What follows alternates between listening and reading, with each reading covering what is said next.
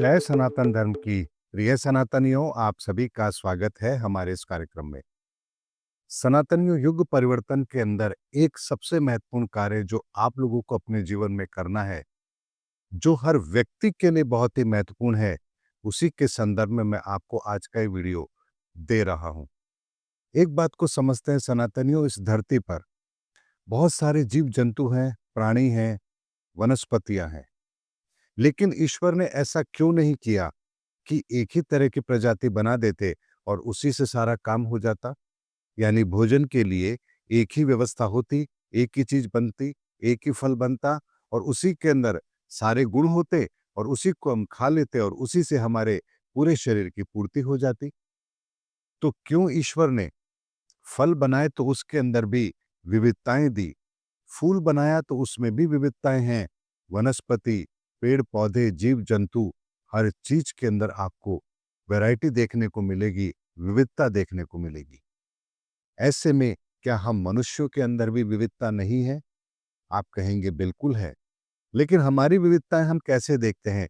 ये हिंदू है, ये मुसलमान है, ये सिख है, ये जैन है, ये पारसी है। हम इस तरह से हम मनुष्यों का विभाजन करते हैं। और अगर साइंस की भाषा में कहें तो दो तरह के विभाजन होंगे, स्त्री, पुरुष।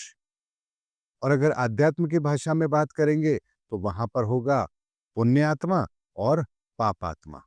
यानी हमारा दृष्टिकोण हर जगह पर अलग अलग होता है। लेकिन इस प्रकृति ने हमारे साथ कैसे भेदभाव किया है या हमारा वर्गीकरण कैसे किया है, क्या इस बात के बारे में आप लोग जानते हैं? सनातनियों, इस प्रकृति ने भी हमें इस धरती पर अगर भेजा है तो किसी ऊर्जा के साथ भेजा है। इस बात को ऐसे समझिए कि जैसे भारत सरकार भारत सरकार तो एक ही है, लेकिन उसके अंदर भी कई सारे सेगमेंट हैं। यानी कि पुलिस डिपार्टमेंट अलग है, न्यायिक व्यवस्था अलग है, प्रशासनिक व्यवस्था अलग है, पंचायती राज व्यवस्था अलग है, शिक्षा विभाग अलग है, ट्रांसपोर्टेशन अलग है। ऐसे बहुत सारे डिपार्टमेंट हैं। तो क्या ऐसा होता है कि आप किसी पुलिस वाले को प्रशासनिक अधिकारी के तौर पर भेज दें या प्रशासनिक अधिकारी को आप शिक्षा के क्षेत्र में लगा दें? क्या ये संभव है? क्या इससे आपको परिणाम वही मिलेंगे जो आप चाहते हैं? ऐसा नहीं होगा। यानी हर व्यक्ति की एक योग्यता है। उस योग्यता के आधार पर उसने अपने जीवन में एक क्षेत्र निर्धारित किया, वहां पर उसने अपनी योग्यता को प्रमाणित किया और उसके पश्चात उसे वो दायित्व सौंपा गया।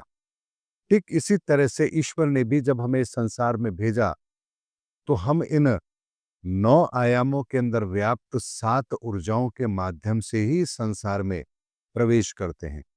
यानी हमारी ऊर्जा का कोई मुख्य स्रोत तो जरूर होगा, चाहे वो सूर्य हो या चंद्रमा हो या मंगल हो या बुध हो या गुरु हो या शुक्र हो या शनि हो।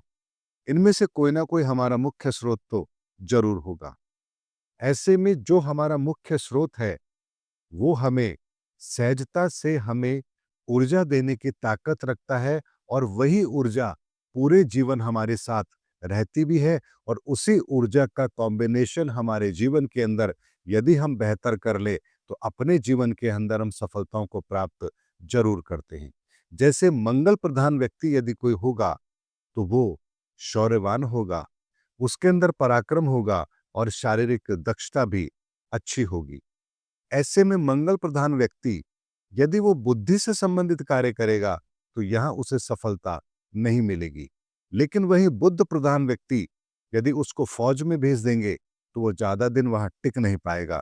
लेकिन वही बुद्ध प्रधान व्यक्ति यदि वाणिज्य के क्षेत्र में काम करेगा तो वो बेहतर परिणाम लाने की क्षमता रखता है। इसी तरीके से इस पूरे संसार की व्यवस्थाओं को सुदृढ़ करने के लिए ही ईश्वर हमें अलग अलग समय पर इस धरा पर जब भेजता है तो एक ऊर्जा से वो हमें परिपूर्ण करके भेजता है, ताकि इस धरा पर उस ऊर्जा से संबंधित जितने भी कार्य हैं उसको हम बेहतर तरीके से कर पाए। और इसी चीज को समझने के लिए ही ज्योतिष विधा को भी हमारे बीच में रखा गया। लेकिन सबसे महत्वपूर्ण बात होती है कि आखिर हम अपने जीवन के अंदर अपनी क्षमताओं का बेहतर प्रयोग करें तो आखिर कैसे करें?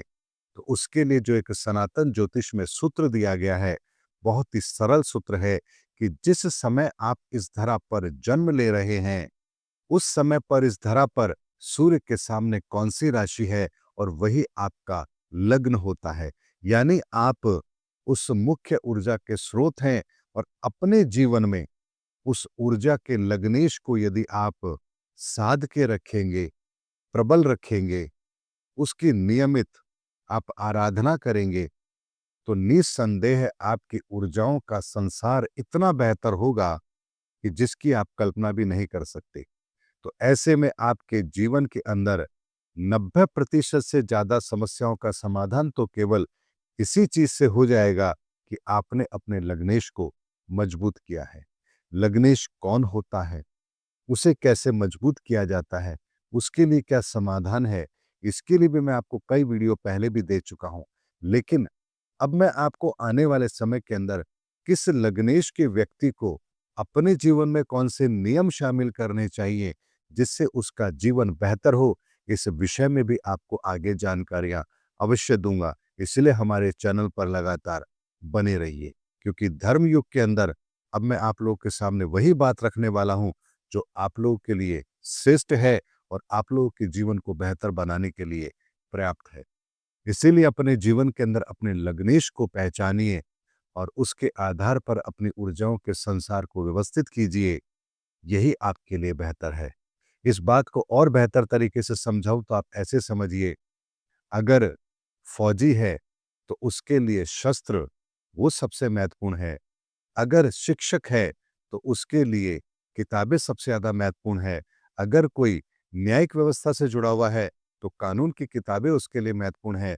अगर कोई ट्रांसपोर्टेशन से जुड़ा हुआ है तो वाहन उससे संबंधित है। इसी तरीके से हम भी इस जन्म के अंदर आए हैं, इस जीवन को यदि हमने प्राप्त किया है तो हमारा भी एक लग्नेश है और उस लग्नेश से संबंधित ऊर्जा ही हमारे लिए सर्वोत्तम है।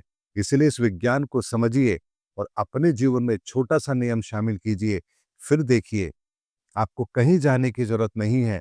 आपको स्वयं को ही अपने जीवन के अंदर आपकी 90% समस्या का समाधान तो स्वतः ही मिल जाएगा।